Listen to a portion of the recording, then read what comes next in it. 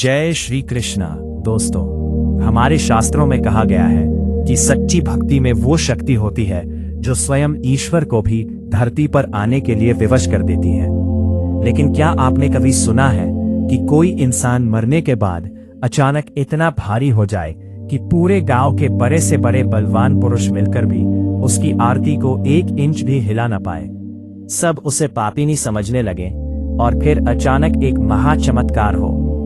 भीड़ को चीरते हुए एक रहस्यमयी बूढ़ा ब्राह्मण आए और उस मृत देह के कान में चुपके से कुछ शब्द कहे और वो भारी भरकम शरीर पल भर में एक सूखे पत्ते या फूल की तरह बिल्कुल हल्का हो जाए। आज की इस विशेष वीडियो में हम श्रवण करने जा रहे हैं अधिक मास की एक ऐसी ही अलौकिक, परम कल्याणकारी और चमत्कारी कहानी, तुलसी माता और बुढ़िया माई की अमर कथा। यह कहानी एक ऐसी निष्काम भक्ति की है जिसके आगे साक्षात द्वारकाधीश श्री कृष्ण को हारना पड़ा था और अपना वचन निभाने के लिए भेष बदलकर धरती पर आना पड़ा था। यह कथा आपके हृदय को भावुक भी करेगी और आपको एक अद्भुत सीख भी देगी। तो चलिए अपने मन को एकाग्र करके पूरी श्रद्धा के साथ इस दिव्य और पावन कथा को शुरू करते हैं। एक समय की बात है, एक बहुत ही पवित्र और शांत गांव में एक अत्यंत भोली भाली और सरल हृदय वाली बुढ़िया माई रहा करती थी। उनका इस संसार में भगवान के सिवा कोई दूसरा सहारा नहीं था।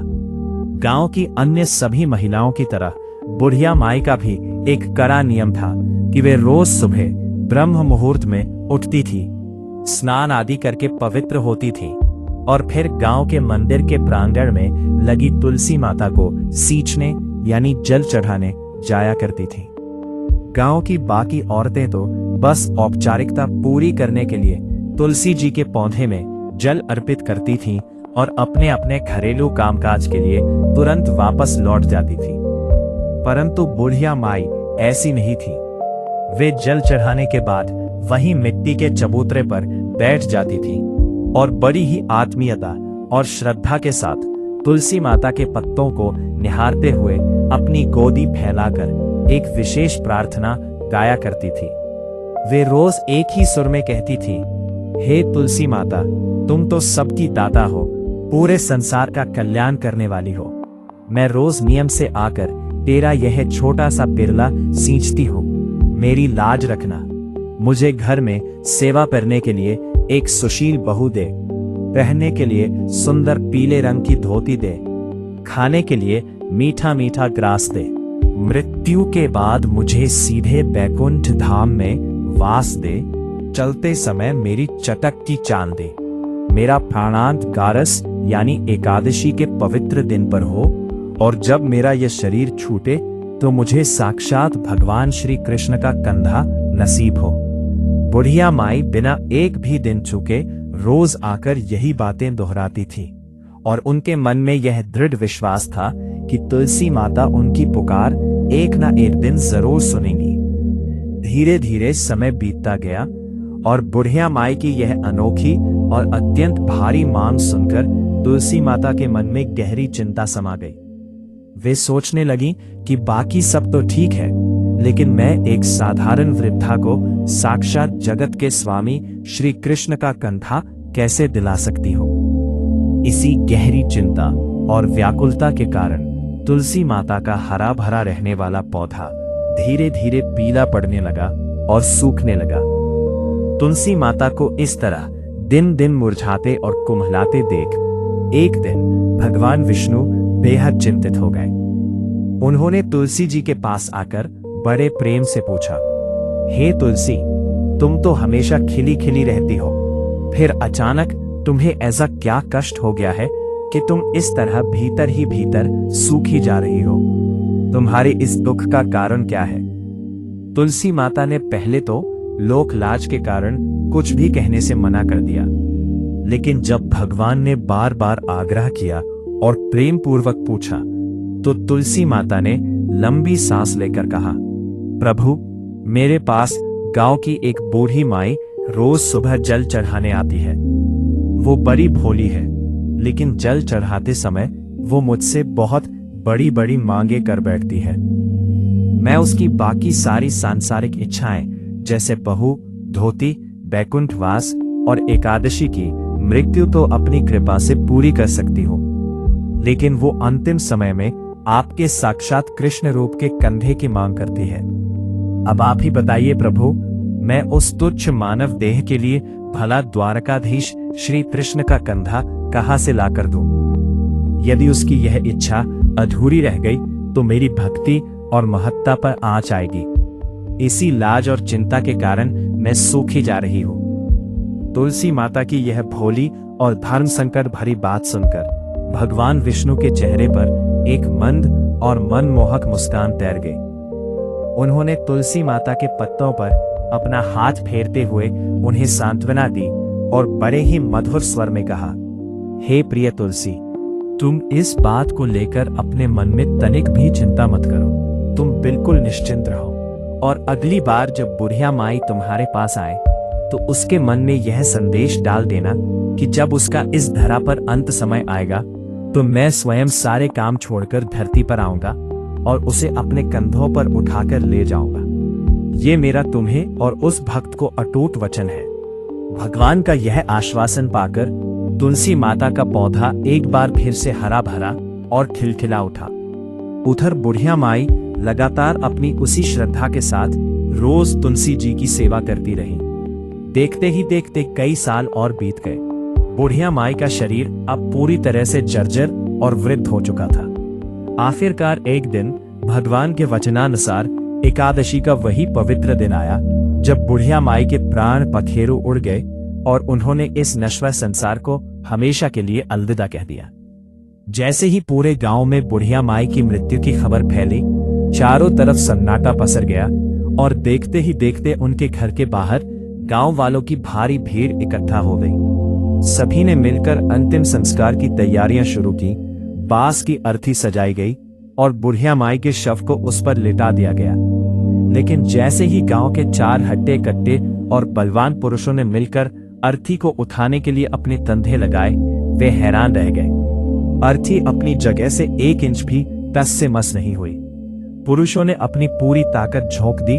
फिर उनकी मदद के लिए 4 और लोग आगे आए, पर बुढ़िया माई का शरीर मानो किसी विशाल पर्वत की तरह भारी हो चुका था। यह चमत्कार देखकर पूरे गांव में हड़कंप मच गया और लोग आपस में तरह तरह की कानाफूसी और बातें बनाने लगे। कुछ लोग कहने लगे कि यह माई तो दिन रात भगवान का नाम जपती थी, हाथों में माला फेरती थी और इतनी पूजा पाठ करती थी, फिर इसके शरीर में ऐसा कौन सा गुप्त पाप समा गया है जो धरती माता भी इसे स्वीकार नहीं कर रही है और ये पापिनी की तरह इतनी भारी हो गई है। गांव वाले जब इसी सोच विचार और असमंजस में डूबे हुए थे, तभी अचानक वहां की भीड़ को चीरते हुए एक बहुत ही वृद्ध, तेजस्वी और दिव्य ब्राह्मण देव आते हुए दिखाई दिए। उनके चेहरे पर एक असीम शांति और अलौकिक तेज था, जो वास्तव में स्वयं भगवान श्री कृष्ण थे, जो अपना वचन निभाने के लिए भेष बदल कर आए थे। बूढ़े ब्राह्मण ने वहां जमा भीड़ और लोगों के चेहरे पर परेशानी देखकर बड़े भोलेपन से पूछा, भाइयों, यहाँ इतनी भीड़ क्यों लगी है और आप सब इस मृत देह को लेकर इस तरह परेशान क्यों खड़े हैं? तब गांव के मुखिया ने आगे बढ़कर कहा, हे ब्राह्मण देवता, ये हमारी समझ से परे है। ये बुढ़िया माई जीवन भर तो बहुत बड़ी भक्त बनती थी, पर आज मृत्यु के बाद इसका शरीर इतना भारी हो गया है कि गांव के 8 बलवान पुरुष भी मिलकर इसे उठा नहीं पा रहे हैं। अवश्य ही इससे कोई बड़ा अपराध हुआ होगा। ये सुनकर बूढ़े ब्राह्मण के रूप में आए भगवान मुस्कुराए और उन्होंने कहा, आप सब तनिक पीछे हटिए। मुझे लगता है कि इस बुढ़िया माई की कोई अधूरी इच्छा रह गई है, जिसके कारण इसके प्राण पूरी तरह मुक्त नहीं हो पा रहे हैं। मैं इसके कान में जाकर कुछ मंत्र फूंकता हूँ, शायद इससे कोई बात बन जाए। गांव वालों ने ब्राह्मण देव को रास्ता दे दिया। भगवान श्री कृष्ण धीरे धीरे कदम बढ़ाते हुए अर्थी के समीप पहुंचे।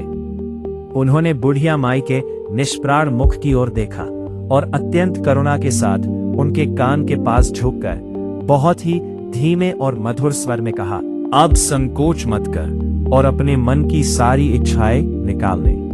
जिसकी तूने जीवन भर आस लगाई थी, आज वो सब पूरा करने मैं स्वयं आ गया हूं। ले अपनी मनपसंद पीतांबर की सुंदर धोती ले, मीठा मीठा ग्रास ले, सीधे बैकुंठ धाम का वास ले, स्वर्ग की चटक वाली चाल ले, अपनी चिता के लिए चंदन की पवित्र काठ ले, देवताओं के स्वागत की झालर की झंकार ले, और जिसके लिए तूने तुलसी माता को रोज सींचा था, आज वो अपने कन्हैया का साक्षात कंधा ले। भगवान के मुख से इन परम कल्याणकारी शब्दों का निकलना था कि बुढ़िया माई के चेहरे पर एक अदृश्य संतोष छा गया और उनका वो भारी भरकम शरीर पल भर में एक सूखे पत्ते या फूल की तरह बिल्कुल हल्का हो गया। भगवान ने मुस्कुराते हुए आगे बढ़कर अकेले ही अर्थी को अपने कांधे पर उठा लिया। ये अद्भुत नजारा देखकर वहां खड़े सभी गांव वालों की आंखें फटी की फटी रह गई कि जो शरीर 8 पुरुषों से नहीं उठा, उसे एक बूढ़े ब्राह्मण ने एक ही हाथ से उठा लिया। पलक झपकते ही वहां एक अलौकिक प्रकाश हुआ और बुढ़िया माई की आत्मा साक्षात दिव्य रूप धारण कर भगवान के साथ बैकुंठ धाम की ओर प्रस्थान कर गई। इस प्रकार तुलसी माता ने बुढ़िया माई की लाज रखी और भगवान ने अपना वचन पूरा किया। हे तुलसी माता, जैसे आपने उस बुढ़िया माई की पुकार सुनी, उनकी लाज रखकर उन्हें मोक्ष दिलाया, और जैसे भगवान कृष्ण ने उन्हें अपना कंधा दिया, वैसे ही इस कहानी को कहने, सुनने और हुंकारा भरने वाले सभी भक्तों की मनोकामना पूरी करना और सबको अपनी शरण में लेना। बोलो तुलसी माता की जय, श्री कृष्णचंद्र भगवान की जय। तो दोस्तों, ये थी तुलसी माता और बुढ़िया माई की वो परम कल्याणकारी कथा, जो हमें ये सिखाती है कि अगर हमारे मन में निश्चल प्रेम और सच्ची श्रद्धा हो, तो साक्षात भगवान को भी हमारी लाज रखने के लिए धरती पर आना ही पड़ता है। आशा करते हैं कि अधिक मास की इस अलौकिक कहानी ने आपके हृदय को छू लिया होगा और आपको एक सुंदर सीख दी होगी। अगर आपको ये वीडियो पसंद आई हो तो इसे एक प्यारा सा लाइक जरूर दीजिएगा और अपने मित्रों व परिवार के साथ शेयर करके पुण्य के भागीदार बनिएगा। कमेंट बॉक्स में पूरी श्रद्धा के साथ जय तुलसी माता लिखना बिल्कुल मत भूलिएगा। और ऐसी ही और भी प्रेरणादायक व पौराणिक कहानियों को सुनते रहने के लिए हमारे चैनल को सब्सक्राइब करके बेल आइकन को जरूर दबा दीजिएगा, ताकि हमारी हर नई वीडियो की जानकारी आपको सबसे पहले मिले। अपना कीमती समय देने के लिए आप सभी भक्तों का बहुत बहुत धन्यवाद। मिलते हैं अगली वीडियो में एक नई और दिव्य कथा के साथ।